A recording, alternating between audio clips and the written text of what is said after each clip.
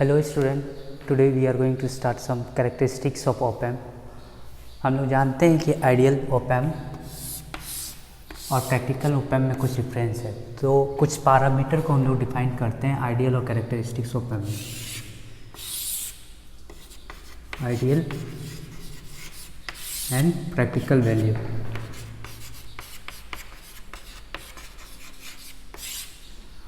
पहले हम लोग पढ़ेंगे इनपुट ऑफसेट करंट।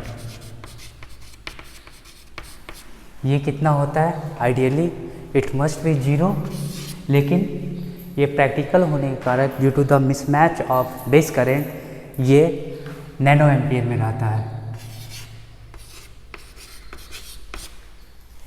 ये input offset current nano ampere में रहता है। दूसरा पैरामीटर हो गया इनपुट ऑफसेट वोल्टेज। ये भी आपका 0 होना चाहिए, लेकिन प्रैक्टिकल op-amp में कुछ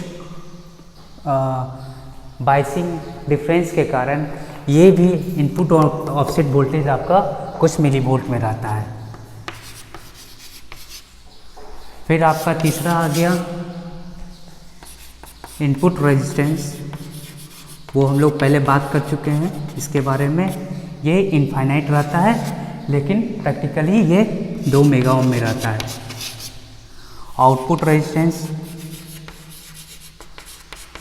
रेजिस्टेंस ये भी आपका 0 के करीब रहता है, लेकिन प्रैक्टिकली ये 75 ओम के करीब रहता है।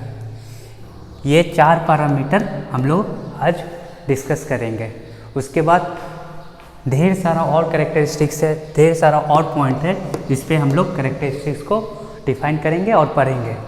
इसमें हम लोग क्या करेंगे, इनपुट ऑफसेट करंट हम लोग ये मैथड लर्न करेंगे। यदि कोई op-amp दिया गया है तो उसका कैसे हम लोग इस प्रैक्टिकल वैल्यू को मैच करें। कोई भी आप op-amp लोगोगे OP07 या MU-A741 या LM सीरीज, सबका एक डाटा शीट रहता है। सब डाटा शीट में ये सब कैरेक्टरिस्टिक्स डिफाइन रहता है, और जब हम लोग लैब में जाएंगे तो इन लोग को इस सब चीज़ को चेक करना पड़ता है। इस सब वैल्यू को हम लोग को चेक करना है। तो इसको चेक करने के लिए किस सर्किट का यूज करेंगे, कैसे करेंगे, ये सब हम लोग आज सीखेंगे। तो हम लोग पहले इनपुट ऑफसेट करंट पढ़ेंगे, फिर इनपुट ऑफसेट वोल्टेज।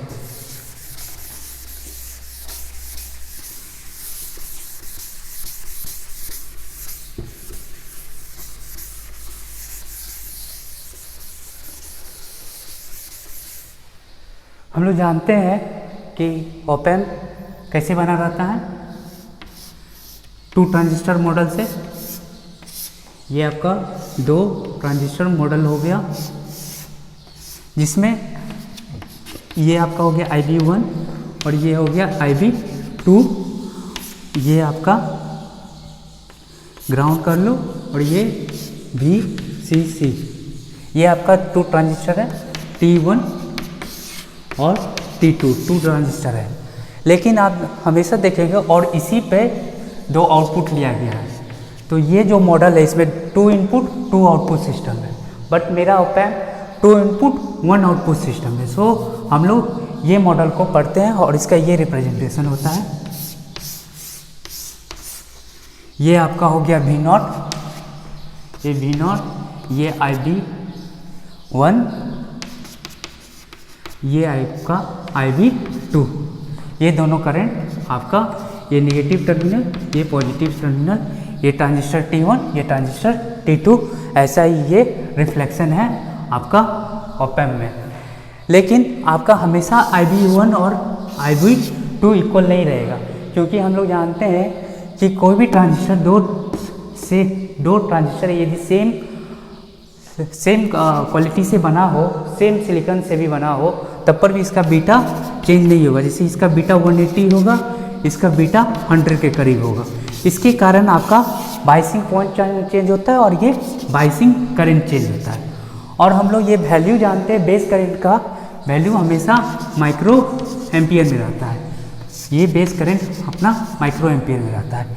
तो इसी को हम लोग लेके आगे देखेंगे इनपुट ऑफसेट करंट क्या होता है। इनपुट ऑफसेट करंट क्या होता है, ये दोनों बेस का जो डिफरेंस रहता है, ये दोनों बेस करंट का, तो इनको इनपुट ऑफसेट करंट कहते हैं। IB1 माइनस IB2, ये दोनों आपका हो गया इनपुट ऑफसेट करंट डिफरेंस। जो करंट इसमें अप्लाई हो रहा है इस ओप एम्प के अंदर, इस दोनों का डिफरेंस, इसको कहते हैं इनपुट ऑफसेट करंट। और इनपुट बेस करंट क्या हुआ, ये दोनों का जो आपका एवरेज आएगा IB1 प्लस IB2/2, ये रहा आपका base current, input base current of op amp. तो हम लोग यहाँ देखेंगे कैसे ये सब चीज़ को हम लोग कैलकुलेट करेंगे लैब में। ये हम लोग जान रहे हैं ये कि बेस करंट आपका माइक्रो एम्पियर में, और ऑफसेट करंट हम लोग देखे कैरेक्टरिस्टिक्स प्रैक्टिकल एम्पियर में, ये नैनो एम्पियर में रहता है। ये हमेशा ज़्यादा रहता है इससे ना। यदि हम लोग ये ऑप एम्प ले लिए,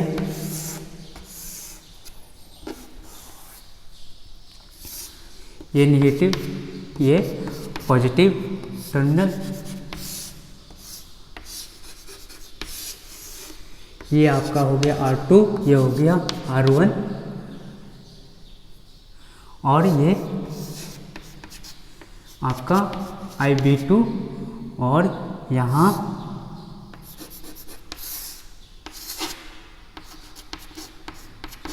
एक करंट जा रहा है जो है आपका IB1। ये दोनों करंट हम लोग शो किए जो ट्रांजिस्टर का है, IB1 और IB2। अब हम लोग देखेंगे कि अभी हम लोग कोई इसमें वोल्टेज नहीं दिए, क्योंकि ये बिना कुछ वोल्टेज दिए हुए इनपुट वोल्टेज पे आपको सम आउटपुट वोल्टेज रिफ्लेक्ट होगा because of this change of base current. ये IB2 और IB1 इक्वल नहीं होगा, इसके कारण आपको यहाँ सम वोल्टेज दिखेगा।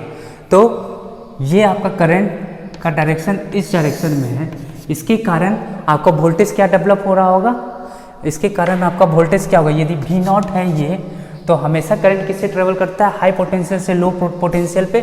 तो V0 माइनस 0, ये 0 है क्योंकि ये ग्राउंड है।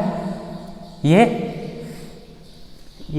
एक और अच्छा से बना लिया जाए,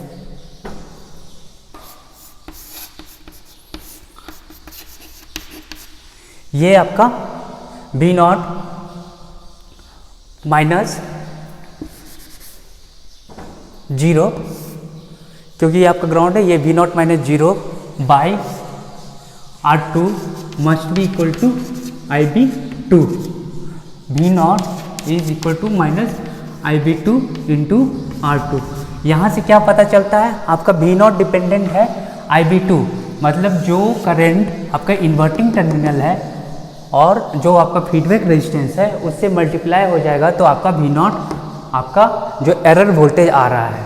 तो हम लोग को क्या करना है, इसको IB2 को इस करंट में लिखना है, इस फॉर्म में, इनपुट ऑफसेट करंट और इनपुट ऑफसेट करंट और इनपुट बायस करंट में, कहें कि ये बायसिंग कर रहा है, बेस करंट है। तो यदि हम ये दोनों इक्वेशन को सॉल्व करें, इस इक्वेशन को सॉल्व करेंगे, 2IB equal to IB plus IB2, और इसको यहाँ लिखेंगे IOS equal to IB1 minus IB2, दोनों को प्लस कर दे, 2IB प्लस IOS, ये कैंसिल 2IB1, तो आपका IB1 आ जाएगा IB प्लस IOS/2, और इसी तरह से ये दोनों इक्वेशन को सब्ट्रैक्ट करेंगे तो IB2 आ जाएगा मेरा IB माइनस IOS/2। ये इक्वेशन 1 रहा, ये इक्वेशन 2 रहा। ये दोनों इक्वेशन इंपॉर्टेंट है। अब देखेंगे इस IB2 को यहाँ पुट कर देते हैं।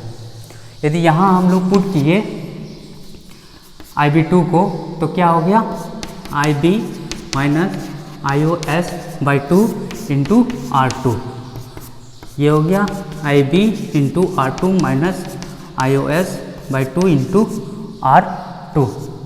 अब यहाँ हम लोग देख रहे हैं कि इन्वर्टिंग, अब जो अपना आउटपुट वोल्टेज, जो एरर वोल्टेज है इनपुट बेस करंट के कारण, वो डिपेंडेंट है आपका बेस करंट में और आपका ऑफसेट करंट में। बट हम लोग जानते हैं इसका मैग्नीट्यूड इससे ज़्यादा होता है। इसका मतलब समहाउ यदि हम इसका इफेक्ट निकाल दें, ये माइक्रो एम्पियर में होता है और ये नैनो एम्पियर में होता है। ये पॉइंट समथिंग माइक्रो एम्पियर में होगा, ये सम टाइम्स नैनो एम्पियर में होगा, क्योंकि हम लोग कैरेक्टरिस्टिक्स में देखें और डाटा शीट में भी जाके देखेंगे, चेक करेंगे कितना इसी के अराउंड रहेगा। तो समहाउ यदि हम माइक्रो एम्पियर का इफेक्ट हटा दें इसमें, तो हम लोग अचीव कर पाएंगे कि हम लोग नलीफाई कर पाएंगे effect of this offset current, means इस बेस करंट का इफेक्ट हम लोग, इनपुट बायस करंट का इफेक्ट हम लोग हटा पाएंगे। तो इसके लिए हम लोग क्या करेंगे, ये प्रॉब्लम हटाने के लिए हम लोग क्या करेंगे, यहाँ एक रेजिस्टेंस ऐड कर देंगे, एक रेजिस्टेंस हम लोग ऐड कर देते हैं, ये RC, ये रेजिस्टेंस अपना RC हो गया। अब हम लोग फिर से इसको देखेंगे, इस इक्वेशन को सॉल्व करेंगे और देखेंगे किस वैल्यू ऑफ RC पर ये अपना बेस करंट ख़त्म हो जाता है और आउटपुट मेरा जो है सिर्फ iOS पे डिपेंडेंट हो तो अपना आउटपुट वोल्टेज रिड्यूस हो जाएगा। और ये भी देखेंगे कि कैसे हम लोग प्रैक्टिकली ये बेस करंट को हम लोग कैलकुलेट कर पाएंगे, ये बेस करंट और इनपुट ऑफसेट करंट को। तो हम लोग इस इक्वेशन को अब सॉल्व करेंगे। यहाँ हम लोग देखें ये output voltage dependent on base current and offset current पे। तो ऑफसेट करंट हमेशा नैनो एम्पियर का रेंज में है और बेस करंट हम लोग जानते हैं माइक्रो एम्पियर के रेंज में रहता है, few micro ampere, 0.1 micro ampere. तो हम लोग स्टार्टिंग करेंगे यहाँ से। अब इस सर्किट को सॉल्व करेंगे, ये भी मेरा ग्राउंड रहेगा, ये दोनों ग्राउंड, यदि करंट ऐसे फ्लो कर रहा है तो इस पॉइंट पे वोल्टेज क्या आएगा, I into RC, means minus I, minus, क्योंकि ये ड्रॉप हो गया। मतलब यदि हम KVL लगा दें यहाँ से, ये 0 वोल्ट का है, ग्राउंड है, दोनों ग्राउंड है, शॉर्ट सर्किट है, ये दोनों करके एक शॉर्ट सर्किट बना दिए तो 0 करंट यहाँ फ्लो कर रहा है, 0 माइनस IRC। तो यहाँ आपका जो वोल्टेज मिल रहा है ये IB1RC, ये करंट है IB1, तो IB1RC ये मेरा यहाँ वोल्टेज मिल रहा है। तो अब मेरा प्रॉब्लम इजी हो जाएगा सॉल्व करने के लिए। ये हम लोग जानते हैं आउटपुट वोल्टेज, अब दो वोल्टेज है यहाँ डेवलप, एक इस IB1 के कारण और एक IB2 के कारण। तो हम लोग जान रहे हैं इसके कारण सुपरपोजिशन अप्लाई करेंगे, पहले IB2 का इफेक्ट लेंगे फिर IB1 का इफेक्ट लेंगे।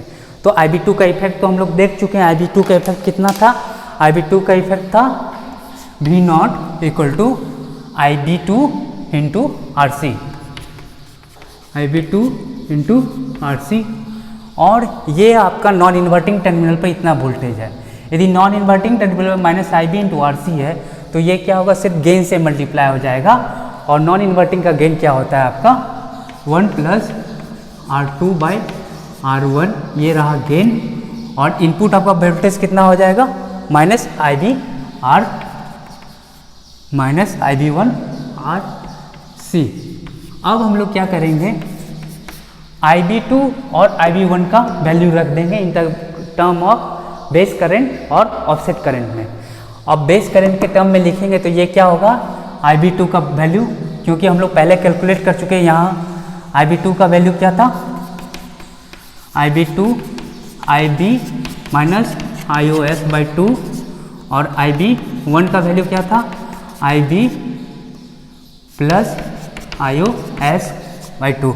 अब ये यहाँ हम लोग पुट करेंगे, IB2 का value IB minus IOS by 2 into RC, और इसका वैल्यू क्या है, IB plus IOS by 2 into RC, और ये आपका 1 plus R2 by R1 gain है, ये आपका गेन है। अब हमको इसको थोड़ा इस ब्रैकेट और इस ब्रैकेट को तोड़ेंगे और IB कॉमन लेंगे, क्योंकि हम ये कर रहे हैं, ये नॉर्मल हम लोग सॉल्व नहीं करते जा रहे हैं, हम लोग को एक IB के टर्म में लिखना है और एक ऑफसेट करंट के रूप में लिखना है, तभी हम लोग को पता चल पाएगा इस RC का वैल्यू क्या होगा। तो IB का जितना है उसको हम निकाल लेंगे। IB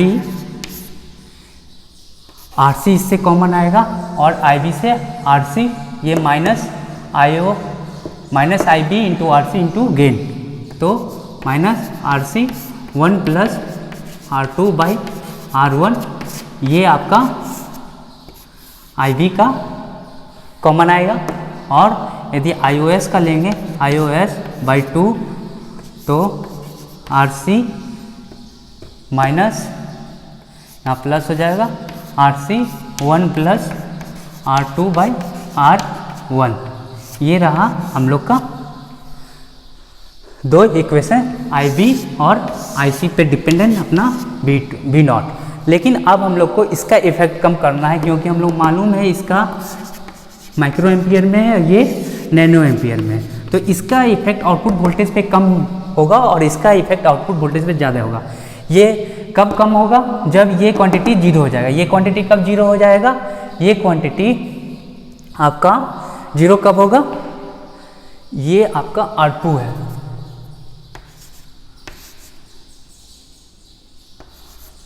ये आपका R2 है।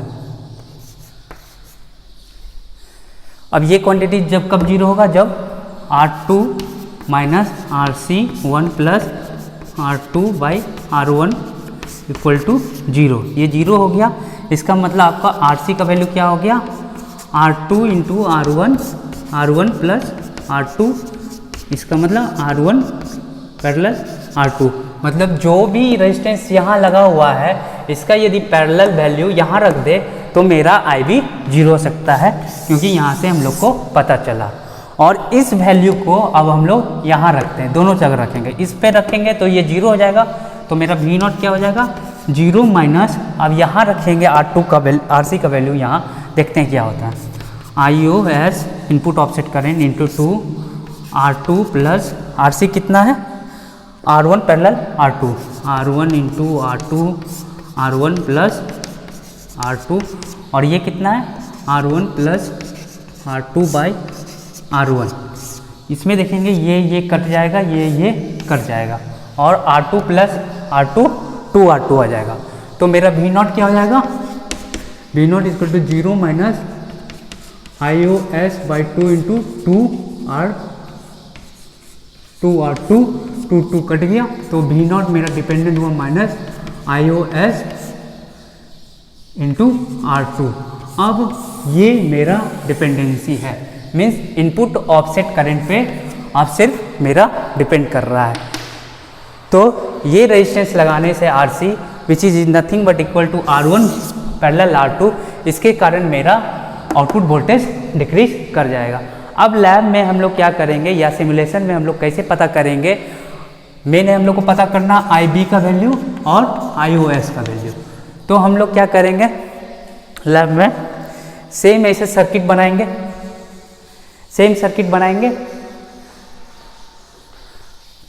ये सर्किट बनाएंगे हम लोग।